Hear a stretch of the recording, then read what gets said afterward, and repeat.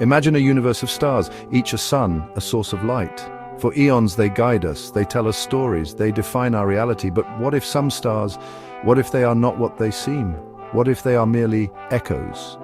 Distant fading whispers of a light long gone. This is the cosmic rumble we explore. Sometimes in the grand expanse of human thought, a new force emerges, a force that questions the very stars, the ancient lights we navigate by. This force comes not to destroy blindly, but to test, to see what is truly luminous, to distinguish real stars from mere reflections. It is a moment of profound upheaval, a shift in our cosmic perspective, a re-evaluation of everything. Consider the ground beneath your feet, solid, unchanging, or so it seems, yet continents drift, mountains rise. What we hold as absolute, eternal, often it is simply a snapshot in time. Our ancestors built magnificent structures, ideas, beliefs, civilizations. But time, the ultimate tester, reveals the cracks in every foundation. The universe itself is in constant flux. This journey is about such a moment, a philosophical earthquake, its epicenter, the mind of one man, Friedrich Nietzsche. He dared to pick up a hammer, not of iron, but of intellect, to tap on the statues of old truths, to listen for the hollow sound, the sound of idols ready to crumble. A thrilling, terrifying, necessary act. So what are these idols, these grand statues in the halls of history? They are the unquestioned truths, the everyone knows, and it has always been so. Traditions passed down through generations, moral codes etched in stone, beliefs so deeply ingrained they become invisible like the air we breathe, until someone points them out. Nietzsche saw them everywhere, in religion, in morality, in philosophy itself. He saw them as once living ideas, perhaps vital in their own time. Like ancient tools, perfectly suited for a past world. But now, perhaps they were crutches, holding humanity back, preventing us from standing tall, from reaching for new heights. He felt a deep unease with this stagnation. These idols, he argued, often promised comfort. They offered simple answers to complex questions, a sense of order in a chaotic universe. But this comfort, he warned, could be a trap. A gilded cage, however cozy. It could stifle growth. It could dull our senses, preventing us from seeing the universe and ourselves in a new, more vibrant light, a challenging yet exhilarating prospect. Nietzsche's aim was not just to point, it was to understand their pedestals. How did they get there? Who put them up? What purpose did they serve? And most importantly, what happens when the pedestal itself is revealed, when we see the human hands that built it? The idols might then lose their divine aura. They become what they are, human creations, and what humans create, humans can re-evaluate. Enter the philosopher with a hammer, a striking image, isn't it? Not a sledgehammer of brute force, think more of a tuning fork, or a geologist's pick. Nietzsche used his intellect, his words, to tap gently yet firmly on the revered idols of his time, listening for the response. Was it solid, resonant truth, or a hollow echo? This hammer was his method of questioning, a relentless inquiry into the origins of values. Why do we believe what we believe? Are these beliefs life-affirming? Do they empower us or diminish us? He wasn't afraid to ask uncomfortable questions, to challenge the most sacred cows. This required immense courage, to stand against the current, to risk being misunderstood, even reviled. But the pursuit of truth for him demanded it. The sound of the hammer was a call to awaken, to shake off the slumber of unthinking acceptance. Many great discoveries in science began with someone questioning the obvious. Why does an apple fall? Obvious until Newton asked and the universe opened up. Nietzsche sought a similar revolution in the realm of human values. He wanted us to become cosmic explorers of our own inner worlds, to chart new territories of meaning. This act of philosophizing with a hammer was not about nihilism, pure destruction. It was about clearing the ground, removing the debris of outdated thinking so that something new could grow, something more authentic, more vital, like clearing a telescope lens to see the stars more clearly. Nietzsche believed humanity was capable of creating new values, new meanings, born from strength, not from fear. Nietzsche felt a profound sense of destiny, not in a mystical, preordained way, but as a deep conviction. In the power and importance of his ideas, he saw himself as a turning point, a figure standing at a crossroads of history. He believed his works were not just books, they were events, explosions of thought destined to reshape the intellectual landscape, a heavy burden, a solitary path. He wrote with an intensity that an astronomer feels when discovering a new galaxy, a sense of urgency, a need to communicate his visions. He knew his ideas were challenging. "I am not a man, I am dynamite," he proclaimed. He anticipated resistance, misunderstanding, yet he was certain that future generations would grasp his meaning, that his time would come. This belief fueled his tireless work. This conviction was not arrogance, or if it was an arrogance born of insight, like a lone scientist who sees a truth invisible to others and strives to make it known. Nietzsche felt he was diagnosing the spiritual condition of his age and offering a radical, daring treatment. He saw himself as a physician of culture, a necessary, if sometimes painful, intervention. His words were his instruments. He often spoke of himself as a posthumous man, someone whose true audience was yet to be born. This sense of writing for the future gave him a peculiar kind of strength, a detachment from immediate praise or blame.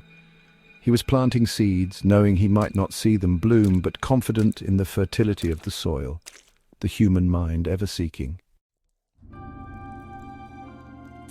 Our Section 5 echoes beyond lifetimes the quest for immortal ideas. How does one achieve a form of immortality? Through grand monuments, through lineage? Nietzsche believed it was through ideas that ignite minds across centuries. He poured his very essence into his writings. His books were his children, his legacy, his claim on the future. He felt that once unleashed, these thoughts would take on a life of their own, traveling through time, sparking new fires, a truly cosmic form of existence. He knew the power of the written word. A single phrase, a potent idea, can outlast empires, can reshape civilizations. Think of the foundational texts of science, of philosophy, of art. They still speak to us, they still challenge and inspire. Nietzsche aimed to create such works, to speak to the deepest human concerns across the vastness of time. This wasn't about personal fame in the ordinary sense, it was about the survival of vital thought. He saw his philosophy as a life force, a way to enhance existence, to say yes to life in all its complexity, its joys, its sorrows, its terrors. If his ideas could help others to live more fully, more authentically, then his work would indeed be immortal, a beacon for those navigating their own paths, a testament to the enduring spirit. He once wrote that some are born posthumously. He counted himself among them. This wasn't sadness, but a statement of fact. A recognition of his ideas' radical nature. He was sowing for a distant harvest. His immortality lay in the dialogues he would spark, in the minds he would awaken, long after his physical presence had faded, like the light from a distant star that reaches us long after the star itself has undergone its own transformations. Section 6. Alpine Heights, Profound Thoughts. Sils Maria's Muse. Imagine the crisp, clear air of the Swiss Alps, the village of Sils Maria, nestled among towering peaks, beside a shimmering lake. This was Nietzsche's summer sanctuary, a place of profound solitude and inspiration. He walked for hours each day through forests, along mountain paths, his mind racing, ideas forming like clouds gathering around the summits. Nature was his silent collaborator, the grandeur of the landscape, the sheer power of the mountains, the eternal dance of light and shadow. All this seeped into his philosophy.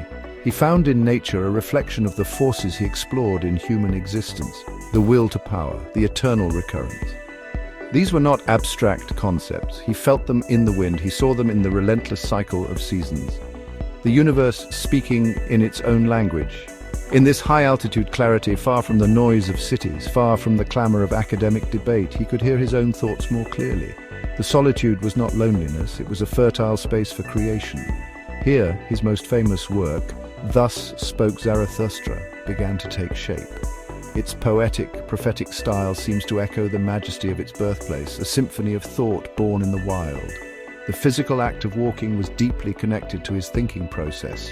All truly great thoughts are conceived while walking, he said. The rhythm of his steps, the fresh air, the expansive views, they liberated his mind, allowed ideas to flow freely.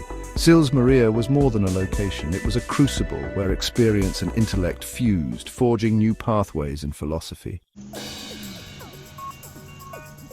Section 7. City Lights, Inner Visions. Turin's creative spark. Then there was Turin, a different kind of inspiration. An elegant Italian city with its grand piazzas, its arcades, its vibrant intellectual and artistic life. If Sils Maria offered solitude and nature's grandeur, Turin provided a stimulating urban environment, a place of human creation and energy. Nietzsche found a strange peace here. Amidst the bustling streets, his mind, a universe of its own, kept working. During his time in Turin, his productivity was astonishing. A torrent of books and essays flowed from his pen. Twilight of the Idols, The Antichrist, Ecce Homo. Works of profound insight and biting critique, written with a clarity and intensity that suggested a mind at its peak. The Italian sun seemed to agree with him. The culture, the food, the atmosphere, all contributed to this remarkable creative burst. A final brilliant flare before the darkness. He appreciated the anonymity of the city, the ability to observe, to think without the pressures of his earlier academic life. He could be a wanderer, a keen observer of human nature. The city, a microcosm of society, provided endless material for his reflections. His thoughts, honed in alpine solitude, now found expression in this urban landscape, a contrast that seemed to fuel his genius. Different environments, same searching spirit. Even as his mental health teetered, Turin was the backdrop for this intense creativity. It was here he penned some of his most personal and self-revelatory writings. Looking back at his life, his work, his perceived mission, the city with its blend of history and modernity seemed a fitting stage for the culmination of his philosophical journey. Before the tragic silence fell, a vibrant canvas for a mind on fire. Section 8. Beyond the rubble, crafting new constellations of value, so the idols are challenged. Some may have crumbled. What then? A void? Despair? Nietzsche saw it differently. He saw it as an opportunity. A clearing where something new could be built, not from the old broken stones, but from fresh, life-affirming principles. This was the revaluation of all values, a monumental, daunting task, the ultimate creative act. He envisioned a future where humanity could create its own meaning without relying on external authorities or supernatural justifications. This is the path towards the Übermensch, the overman. Not a master race, as horribly misinterpreted later, but a symbol of human potential, a being who overcomes nihilism, who embraces life fully and creates their own values. A new star in our moral firmament. This creation of new values is like an artist facing a blank canvas, or an explorer charting unknown seas. It requires courage, creativity, and responsibility. There are no pre-drawn maps, no divinely ordained instructions. We must become our own navigators, our own value creators. This is a profound liberation and a weighty challenge, the freedom to define ourselves. Nietzsche's call was for a yes-saying attitude, to affirm life with all its complexities, its beauty and its suffering. Not to shy away from the difficult aspects, but to integrate them, to find strength in overcoming.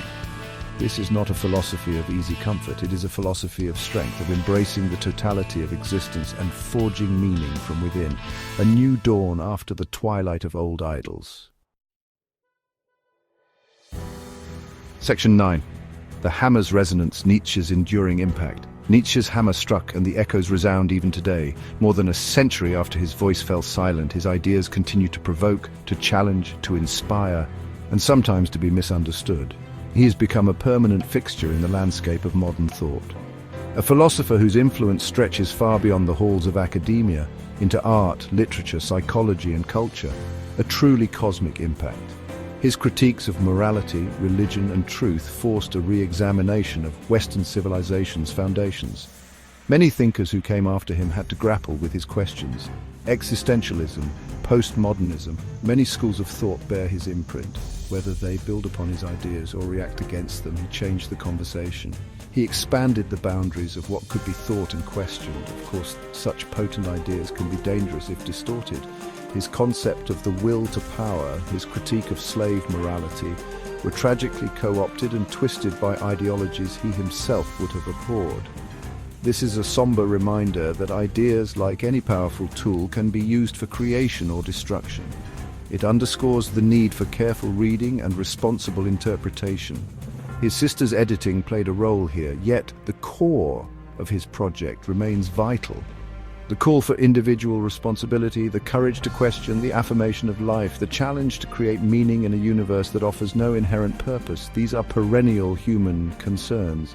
Nietzsche's hammer continues to tap, urging us to examine our own idols, to ensure our values are truly our own, and to live with fearless authenticity. His journey continues in us.